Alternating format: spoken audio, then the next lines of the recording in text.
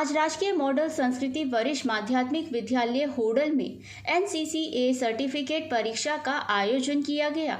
NCC officer Prabhudayal हंस ने बताया कि 5 हरियाणा बटालियन एनसीसी गुरुग्राम के अंतर्गत आने वाले राजकीय मॉडल संस्कृति वरिष्ठ माध्यमिक विद्यालय होडल, बाल विद्या Niketan Khambi, Dharam public school Palwal, SND public school Palwal और IM memorial public school Hodal के 108 एनसीसी कैंडिडेट्स ने भाग लिया। एनसीसी बटालियन की ओर से आए वे नायब सूबेदार त्रिलोक सिंह और एचएवी गुलाब सिंह की देखरेख में कैंडिडेट्स का एनसीसी संबंधित ज्ञान जांचने के लिए 3 घंटे का एक बहुविकल्पिक परीक्षा ली गई। इसके बाद कैंडिडेट्स की uniform, weapon training, drill, communication, mapping आदि को जांच किया गया। विद्यालय प्रधानाचार्य राकेश बघेल ने अपने संबोधन में कहा कि विद्यालय में एनसीसी यूनिट लंबे समय से बेहतरीन कार्य कर रही है। इसके माध्यम से हजारों विद्यार्थी पुलिस और सेना में भर्ती होकर देश की सेवा कर रहे हैं।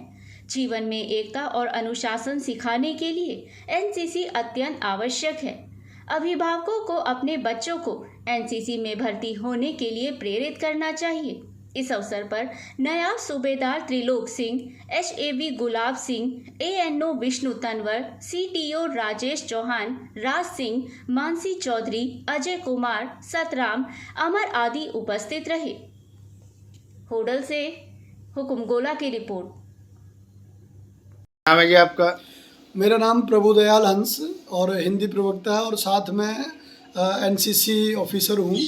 और आज का ये जो कार्यक्रम एनसीसी का चल रहा है, हमारे विद्यालय में यहाँ 5 स्कूलों के बच्चे यहाँ आए हुए हैं और लगभग 105 बच्चे हैं।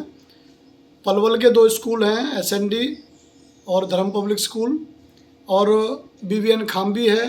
होडल में ही आईएएस मेमोरियल और राजकीय मॉडल संस्कृति होडल, ये 5 स्कूल हैं सर। कितने बच्चे इनके आए हैं टोटल? ये कुल मिलाकर के 125 बच्चे थे, लेकिन कुछ एब्सेंट रहे हैं, तो अभी प्रेजेंट 105 बच्चे हैं। तो क्या इनका कार्यक्रम है? क्या आज इनकी आपने जो कर रहे हैं, आज क्या कार्यक्रम कर रहे हैं इनका? असलियत में सर एनसीसी सर्टिफिकेट के लिए ये परीक्षा का आयोजन आज किया गया है। गुड़गांव से हमारे 2 साथी आए हुए हैं, त्रिलोक जी और गुलाब सिंह जी। तो उनके नेतृत्व में बच्चे सुबह 9 से 12 3 घंटे की एक लिखित परीक्षा उन्होंने दी है। और अभी आप जो देख करके आ रहे हैं, बच्चे प्रैक्टिकल दे रहे हैं।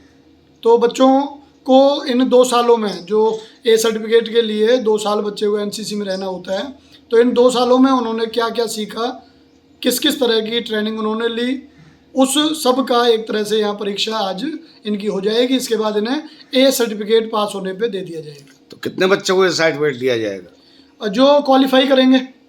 इस ए सर्टिफिकेट का फ़ायदा क्या होगा? हाँ, यहाँ मैं ये ज़रूर बता दूँ कि एनसीसी को हमारी राष्ट्र की दूसरी रक्षा पंक्ति कहा जाता है। कारण है कि हमारी सेनाओं की जो पूर्ति है वो एनसीसी से काफ़ी हद तक होती है। हमारे ये जो बच्चे हैं, इनको बाकायदा एक सैनिक की तरह प्रशिक्षित किया जाता है और इनको अलग अलग कैटेगरीज में प्रमाण पत्र दिए जाते हैं। जैसे ए सर्टिफिकेट जिसे मैं कह रहा हूँ, वो जूनियर बच्चों के लिए होते हैं। उसमें लड़के लड़कियां, जेडी लड़कों को कहा जाता है और जेडब्ल्यू लड़कियों को कहा जाता है। उनको ए सर्टिफिकेट 9वीं 10वीं में दे दिया जाता है। उसके बाद फिर इन्हीं बच्चों को जब ये कॉलेज में जाते हैं, आईटीआई में जाते हैं या पॉलिटेक्निक वगैरह में जाते हैं, तो वहाँ बी और सी सर्टिफिकेट इनको प्रदान किए जाते हैं। ए सर्टिफिकेट, बी सर्टिफिकेट और सी तीनों ही सर्टिफिकेट अलग अलग नौकरियों में इनका वेटेज दिया जाता है, प्राथमिकता दी जाती है। और जो हमारी सेना है उसमें तो पूरी तरह से एक समझिए वरीयता इनको दी जाती है। सी सर्टिफिकेट पे तो सीधा लेफ्टिनेंट के लिए हम इंटरव्यू में बैठ सकते हैं, उसके लिए अलग से परीक्षा की भी आवश्यकता नहीं होती। तो पढ़ाई के साथ साथ एनसीसी का चलता है, इससे इनकी पढ़ाई व्याहत नहीं होती? हाँ, ये एक महत्वपूर्ण प्रश्न है। आमतौर पे हमें ये लगता है कि एनसीसी जैसी गतिविधियाँ होती हैं तो कहीं बच्चे की पढ़ाई कहीं प्रभावित ना हो रही हो। पर मैं आपको बता दूं, जो बच्चा केवल किताबी ज्ञान प्राप्त करता है और वो बच्चा बहुत कम सीख पाता है।